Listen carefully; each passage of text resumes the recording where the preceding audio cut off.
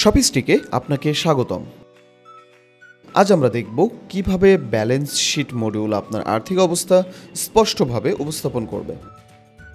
প্রথমে মার্চেন্ট ড্যাশবোর্ডে log in করার পর বাম পাশের মেনু থেকে ফাইন্যান্স ও অ্যাকাউন্টিং সেকশনের ব্যালেন্স শিট অপশনে ক্লিক করবেন। এখানে আপনি সহজেই আপনার ব্যবসার সমস্ত ব্যাংক অ্যাকাউন্টের ব্যালেন্স, ডেবিট ও ক্রেডিট হিসাব এক নজরে দেখতে পারবেন। শুরুতে আপনি 3টি কার্ড দেখতে পাবেন, যেমন বর্তমান মোট ব্যালেন্স মানে অ্যাকাউন্টে মোট বর্তমান টাকা, মোট ডেবিট মানে মোট খরচের পরিমাণ, মোট ক্রেডিট মানে মোট জমার পরিমাণ।